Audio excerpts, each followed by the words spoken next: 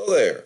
We've put together this brief video to give you a short overview of using systematic screening with the student risk screening scale, internalizing, externalizing, or shortly known as the SRSS IE. Hopefully in this video you get all your questions answered about why to use this systematic screening tool and how to use it. But if your questions aren't answered, please feel free to give us an email. We'd be happy to answer those questions.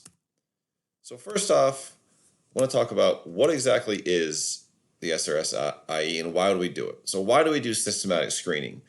Well, in short, it's a way for any school that's doing any tier 1 program, meaning a universal program, meaning a program that students across the whole school are getting, a way to evaluate what impact is that having on your students over time. It's really important to remember that screening is not diagnostic. What we mean by that is the results you get from a screening tool are not designed to diagnose any student with any disorder, with any extra need for any support beyond adding that data to more data from the student's record. So this is just one piece of data that should be a part of a larger group of data for a student that then might inform action steps you might take to better support them. So this is simply a screening tool, in no way diagnostic. This tool is a free tool originally developed by researchers at the University of Kansas. They developed this measure, the SRSS IE, and have put it out for schools to use for free. So it's great in that you don't have to pay for it. And this video will tell you how to do it. So it's a great way to monitor what's going on with your students. When should you do this? So 3 times a year is ideal. At an absolute minimum, twice a year, fall and spring. But that winter data point is really important as well, because it kind of gives you that you're halfway through the school year, what's been going on, instead of waiting until all the way at the end of the school year. If you find out halfway through the school year that certain things are happening, you can address them in real time as opposed to waiting until the end. So when we say fall, we mean about a month or a month and a half into the school year. Winter means we come back from break, and ideally by the end of January, giving students time to really acclimate to school again, do it a second time. And then about a month before school ends, do it a third time. We don't want to do it in the first week of school or 2 or even 3 because you're still getting to know your students. And the end of the school year, we know, can always be hectic and student behavior can change. So giving it a month or so to start the school year and a month before the school year ends, those are our minimum beginning and end points. And ideally, if we can get that winter data point in, that's really important. How do you do this? So there may be a question of, can this be done virtually? If I'm in a situation where I work in a purely online school environment, can this be done virtually? The answer is yes. The key here is that every time this instrument is used, the same person is reporting on the student. So if you're a classroom teacher and you have 20 students, and so you're an elementary school teacher, you have 20 or 25 or 30 students maybe, it's really important that you as the classroom teacher complete this measure in fall, in winter, and in spring, because your interpretation of your students' behavior is going to vary a little bit or maybe more with your colleagues. So to get an accurate reading of the actual behavior of the student and the emotions of the student, we need the same person to be doing this every time. And that means it can be done in a virtual environment or it can be done in person. If you're in a secondary setting, so a middle or high school, rather than having a certain teacher can fill this out on 80 to 100 or more students, ideally we'd have the homeroom teacher do this. And so a homeroom is only so big, and the teachers are doing it that way. However your school decides to do it, the important point is that the same person is completing it within a school year. School year to school year, that's going to change, but within the same school year, the same person is completing it for the student as we go through. So let's take a look at what the measure actually looks like. Here it is. Now, this may seem a little intimidating, but it's really user-friendly. I want to talk through what's going on here. So there are 12 questions in the SRSS IE. These 12 columns here are the 12 questions you're answering. And essentially what you're doing, the scale you're using is a 0, 1, 2, or 3 scale. The scale is over here.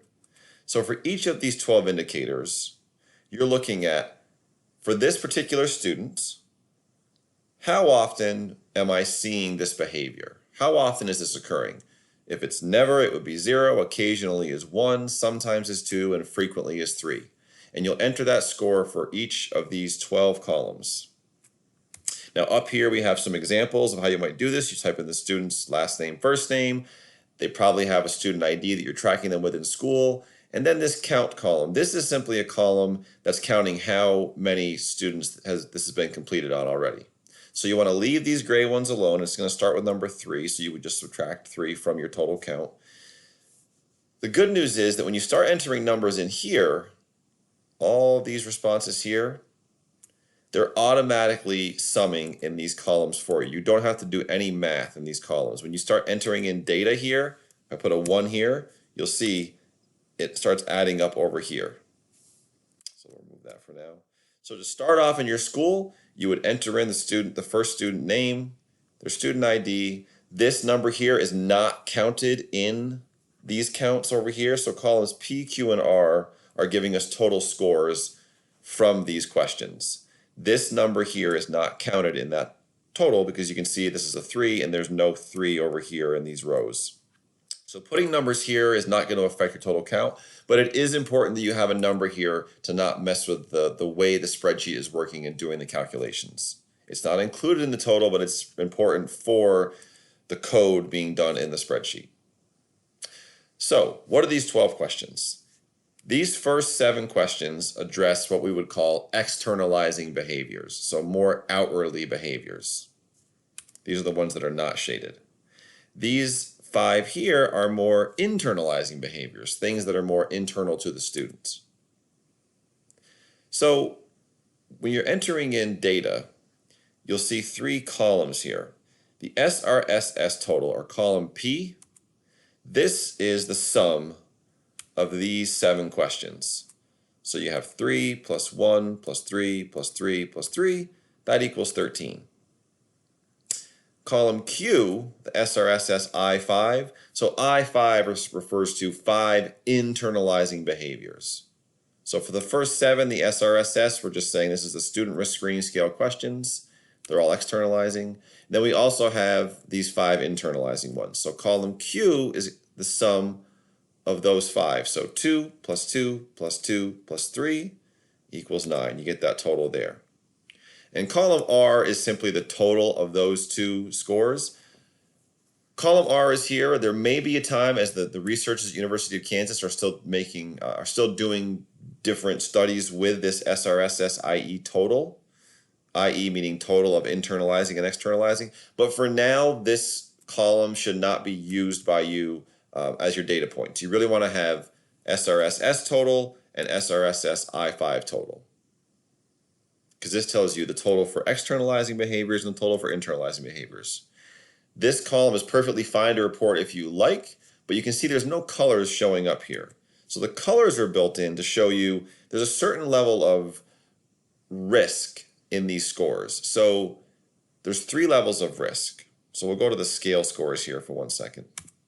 So scale scores, so this is the measure. So this is the elementary school we were just looking at. We looked at this measure here, elementary school. And we have scale scores. And so for the E7 or the SRSS, that would be column P here. The scores, if the total score in column P is 0 to 3, that means low risk. If it's 4 to 8, moderate, 9 to 21, high risk. Low, moderate, and high risk just means, again, we're talking about low risk for some kind of a behavior issue. Again, even if it's a high score, even if it's a 21, it's not diagnosing a student with anything. It's just saying they're at a pretty high risk for some kind of emotional behavioral issue. So to help you interpret the data even more, what we have is a color coding scheme. So if the total, so you can see here the SRSS total was 13. So by our scale score, that 13 would fall into this high risk category. So it becomes red.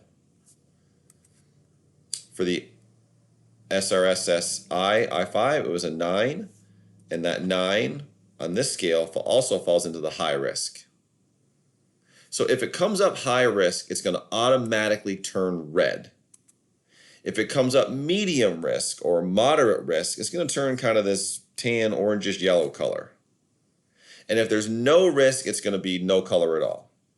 So again, a moderate risk for the internalizing questions is a 2 or a 3. So if we look at our score here, it was a 2. So it came up as that yellow, brown, orangish color. If it's a 1, it's in low risk, so there's no color there shown at all. So the colors are just indicators of what risk category you're falling into. So you're going to take those numbers, you can look at the scale scores, but just you can also see when this is all filled out how much red and kind of beige, yellow, brown color you have and how many pure whites you have. The colors are not changing in the SRSS IE total column R, because again, we don't want you using that as indicating a level of risk because the research is still going on with that. So this measure will give you a breakdown of the internalizing behaviors of your students and the externalizing behaviors. And that's how the scale works. Now, there's one little change for this would be using the scale with students in grades K through 5. If you're working with middle school or high school students, it is the same scale, almost identical. It is the same 12 questions. The formulas work the same. The scale scores are a little bit different. The only difference here, for the externalizing, it's the same. 0 to 3, 4 to 8, 9 to 21. This is exactly the same for middle high school as it is for elementary students. The difference comes with the internalizing questions. And the reason is this. If you look here, in the elementary one, these 5 columns were shaded, meaning these 5 here were the internalizing behaviors. In the middle school, high school version, the peer rejection question is included in both the externalizing, these 7 here, plus it's added into the internalizing as well. So there are 6 internalizing questions for middle high school students. So it's the same question, but the total is counted in both columns. So if I put a 1 here, you're going to see a 1 appear for both this one and this one, because it's being counted in the total for both externalizing and internalizing behaviors. So what that means is, since you have a 6th question in internalizing, it means that the risk bands are going to be a little bit different. So whereas before it was 0 to 1, now it's 0 to 3 is low risk because you have 6 questions as opposed to 5. Same thing for moderate and high. The levels change a little bit because you have that extra question. But again, the scale is doing the same exact thing. It is auto summing for you. You're going to ignore column R. The colors are going to appear here for you. And what this data will give you is, for all of your students, their overall level of risk and scores for externalizing and for internalizing behaviors. And so you can imagine in fall, winter, and spring, if you do this on all of your students, you can get a nice snapshot of, okay, well, let's say we have 500 students in our school, and 400 of them are falling into the no risk category for externalizing and about the same for internalizing, and 60 or so are falling into that moderate risk, and then 30 or 40 or so are falling into the high risk. And then you would assess the students again in the winter, and you would see, ideally, after students are experiencing a new program like P2, you'll see that more and more students are appearing in that low risk category and fewer in the moderate and high risk. So over time, you'd want to see more students appearing in low risk, fewer and fewer in the moderate and high risk categories. The only note here is just to remind you that column C has to be filled out for the formulas to remain stable. So column C, again, is just that count table. So you can't just ignore this or delete this column, because it will interfere with the counts going on here. Again, the number is not included in the total, but for the formula to function properly within the inner workings of the Excel file, we're going to leave this column alone, and you can add whatever. You could put a 78 here if you wanted to. It's not going to impact these totals. So again, this is just a quick overview of how the SRSS works. Wanted to make a video that was 15 minutes or less so you could watch it. 15 minutes or less, I apologize, so you could watch it. Have a quick little intro to how this works. Hopefully answer any questions you may have. If you do have any further questions, please feel free to reach out to us. We'd be happy to chat with you. Thanks so much.